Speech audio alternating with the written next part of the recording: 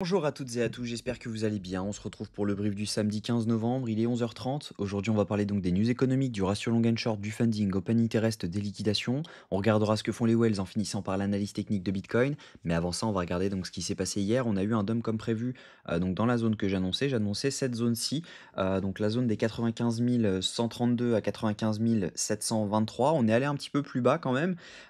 Donc c'est logiquement, on devrait encore continuer à aller un peu plus bas étant donné que on a quand même une zone très, très, très clé à venir chercher qui se situe entre les 88 400 et les 91 500 $. Logiquement, on devrait venir chercher cette zone. C'est le FVG daily qu'on a. On a également un IFVG, si je dis pas de bêtises, en low time frame. Clairement, voilà, c'est une zone qui pourrait rebondir. Logiquement, on devrait venir la chercher.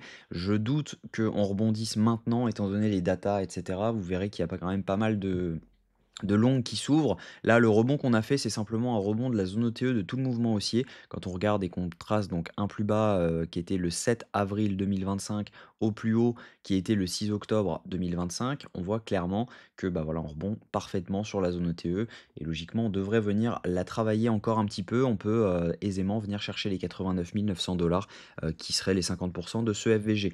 Au niveau technique, ce que je pense, c'est que clairement, on est toujours baissier tant qu'on ne valide pas au moins un changement de tendance en H4, il n'y a aucun long à ouvrir.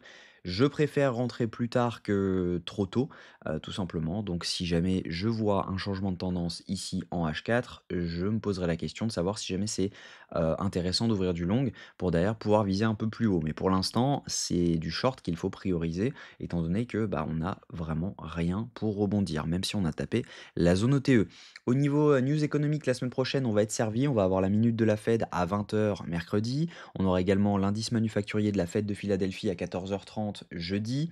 Les ventes de logements existants jeudi à 16h. Et on aura surtout le PMI service, PMI manufacturier à 15h45 vendredi. Donc même chose, ça risque de bouger pas mal. Mais la journée la plus importante sera donc mercredi. Au niveau des résultats, on va regarder quand même, si on n'a pas des résultats sur des sociétés importantes la semaine prochaine.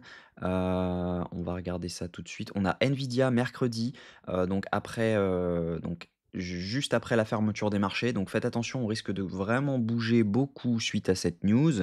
À mon avis, c'est la news la plus importante, voire plus importante que le reste, parce que c'est vraiment Nvidia qui fait tenir les marchés US. Et si jamais ça dégringole, clairement, les marchés US vont tomber et Bitcoin, les cryptos, etc., tout risque de suivre. Donc faites bien attention à ça. Au niveau crypto bubble, ce qu'on voit, c'est qu'on a du vert sur certains alts qui sont vraiment strong, notamment le ZEC. Le ZEC performe vraiment très bien lorsque Bitcoin rebondit. Clairement, il y a des coups à jouer dessus, hein. Ça fait quand même quelques semaines que je le dis à chaque fois sur les FVG H4, etc. Si je vous le prends par exemple, le ZEC, il est où? Il est là. En gros, les FVG-H4, ça fonctionne quand même plutôt bien. On voit par exemple que là, on avait validé un changement de tendance, on revient dans le FVG, boum, ça repart. Même chose ici, hein, toute la montée, c'était que les FVG-H4 qui fonctionnaient. On était en validation de tendance, pas de changement de tendance avéré, donc tout simplement, ça tient. Donc là, même chose, changement de tendance, on revient dans le FVG-H4, on aurait pu se placer ici, stop sous le plus bas, et derrière, ça part. Même chose ici, FVG-H4, on se place donc sous une zone clé, donc c'était pas forcément celle-ci étant donné que là on avait même chose, un FVG-H4, donc ça aurait été cette zone-ci pour être plus safe, et derrière ça repart pour venir prendre la liquidité. Donc même chose, le ZEC clairement très intéressant. Maintenant à voir si jamais cette zone rebondit étant donné que sur Bitcoin on devrait retomber encore un peu. Au niveau funding open interest, ce qu'on voit c'est que c'est exclusivement du long qui est en train de s'ouvrir sur Bitcoin, on le voit, donc on a une hausse de l'open interest ici avec une hausse des fundings, ce qui veut dire que toute la montée ici, ce sont que des longs qui sont ouverts. Donc clairement, on n'est pas à l'abri de faire une mèche de liquidité pour derrière revenir liquider tout le monde, pour derrière venir chercher toutes les fermetures de longues. Même chose qu'on voit ici, on a donc une petite hausse de l'open interest avec une hausse des fundings, ce qui veut dire que ici ce sont majoritairement des longues qui sont en train de s'ouvrir et leurs stop loss bah, ils sont là-dedans. Donc on a un petit peu de short quand même qui s'ouvre, hein. On le voit juste ici, on a une petite hausse de l'open interest avec une baisse des fundings, ce qui veut dire que ici il y a un tout petit peu de short qui se sont ouverts.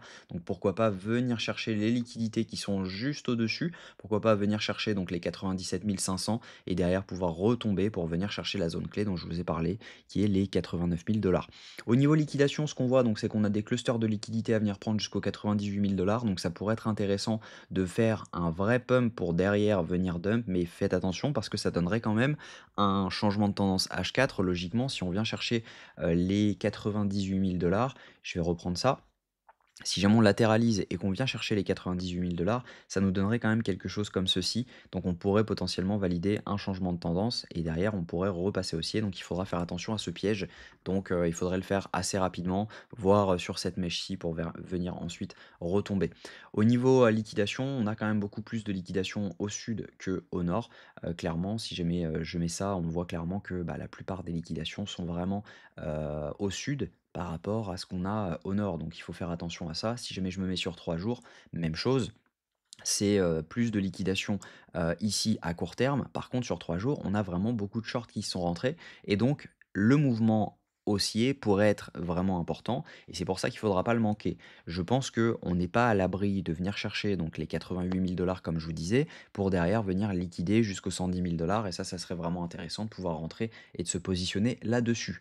Au niveau, de ce que font les Wells, donc ça comprend pas les ventes, MicroStrategy. Ils ont vendu quand même pour 3,5 milliards de dollars sur les dernières 24 heures. Ils continuent à vendre, donc clairement, ils veulent se protéger d'une liquidation soudaine qui arriverait si jamais on va autour des 70 000 dollars. Je pense que là, le prix a actuellement chuté sur le prix de liquidation. Ils ont rajouté de la marge, mais voilà, il faut faire attention à ça.